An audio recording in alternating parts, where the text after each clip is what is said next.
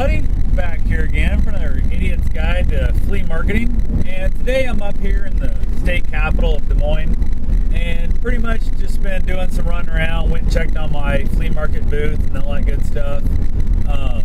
Went and did some shopping, had to pick up some supplies I needed to finish up a few projects and all that good stuff.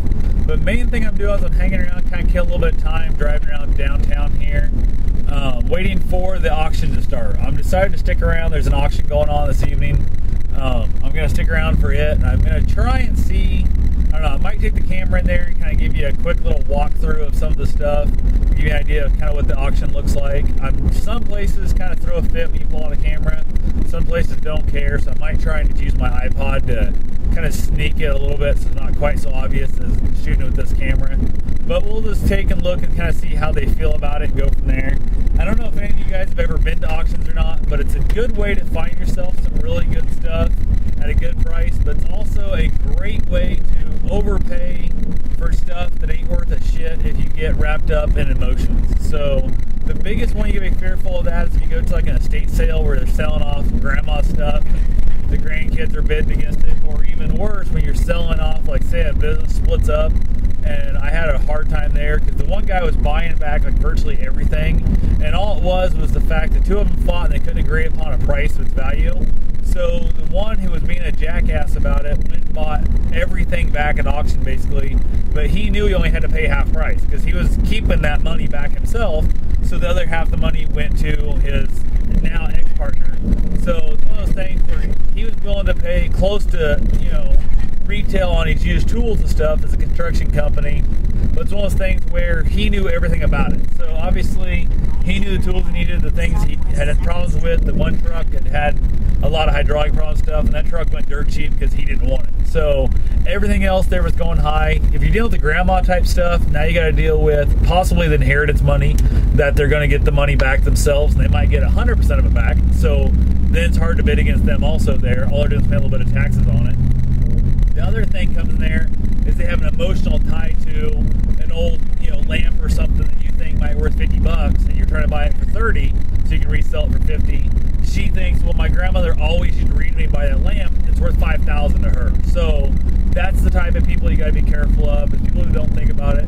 The other thing, people get confused. Let's say you're bidding $5, $10, $15. They get confused with what's another $5? What's another $5? Well, actually, it's another $10. If you bid 15, that guy bid the 20. You got to bid now 25. I got basically convinced early on in auctions, I would make my list of stuff I would be interested in buying, write down what I thought it was worth through eBay and whatever and whatnot, and then from there, I would go ahead and write down the price of what I was willing to pay for it. And I don't care if it was my arch enemy that I was at that auction against, and he was bidding against me. Once it hit that dollar amount, I don't care if it's 50 cents or $50,000, whatever that dollar amount is in the item, boom, I was done. And sometimes you'll notice, you'll catch yourself, let's say you're doing that, $20 range, the $15 range, $5 range, depending on what it is, they start going up.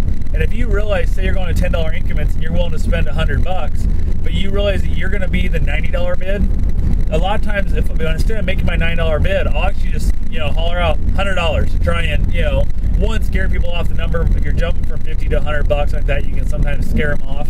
But also, I know that my max bid is 100. I don't want to be stuck at 90 because I'm not bidding 110. So you want to kind of watch that stuff a little bit there too. So that's something you can work on. But all that stuff just takes time and takes a little bit of practice. And once you start going to the auctions, you'll start to learn how it works, and you can kind of really get a long ways there and kind of figure it out. So biggest thing is when it comes to auctions, that people get all concerned because the people auctioning ear off do a lot of that weird, rattling numbers and stuff, and it gets hard to understand and hard to comprehend what they're saying. But if you're new at it, go up, find the auctioneer if it's a small place. If it's not, find an employee if it's a big place, and inform them the fact that, hey, you're new to auctioneering, and is there somebody that is a auctioneer veteran that comes all the time that be willing to give you some pointers and tips, and willing to kind of maybe even sit next to you during the bidding to kind of help you out.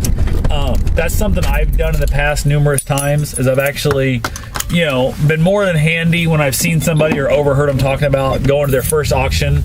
And I just basically go ahead and say, hey, I've been coming to auctions since I was 8 years old and that.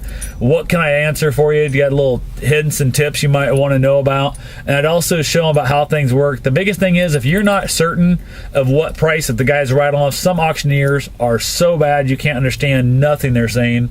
And if it gets to that point, just raise your hand, usually like in a stop motion. Don't hold your hand up like I'm bidding. Hold your hand up like a stop motion and say, how much are you at? And most auctioneers are willing to say, we're at $17 or we're at whatever. And then you can kind of figure out every other bid's going to be back to you, and you can go from there. So one of the things works really good. Also, when you at an auction house first time, if you can find the auctioneer, make sure you kind of go up and say hi to him, tell him you're new, tell him you're wanting to, be bidding, whatever.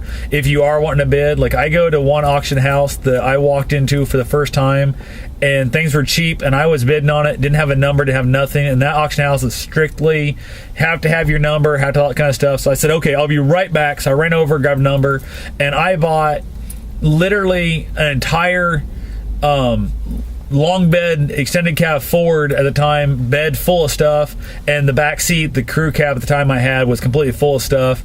And the guy knew that I was willing to bid on things and I was willing to buy stuff, and pretty much got to the point where I just once we got going, he realized the fact that he could deal with the whole crowd.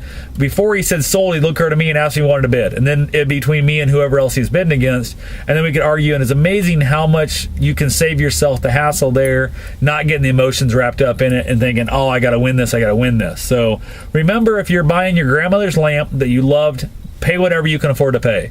But if you're out here like I am, looking to turn a profit, looking to make a little bit of money, go at it as if it's a business. Look at it as a contract. I'm only willing to pay $13 for that item. I'm only willing to pay $1,300 for the item, whatever it is.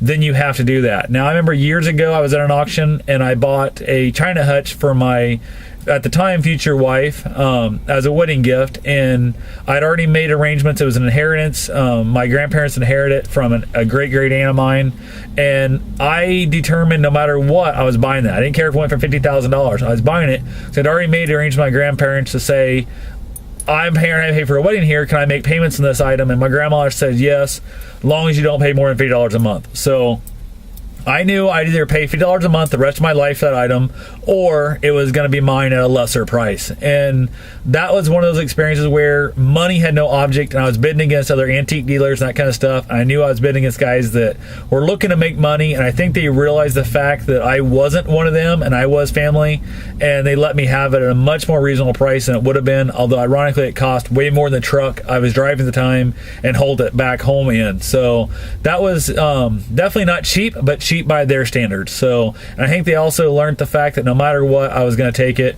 Those guys backed down, and they could have screwed me. I could have been paying $20,000 for that item, and I would have, at some point I would have said to hell with it. I don't know what that number would have been. I would have said, no, I'll take her on a year-long cruise or something instead of doing that. But she got the item, and she still has it today, and it's hers. So those kind of things, you got to be careful of people like me when you go to auctions, when you're dealing with family people. So anyway, I'll talk to you guys later. Have yourself a safe and wonderful day. Wish me luck in here.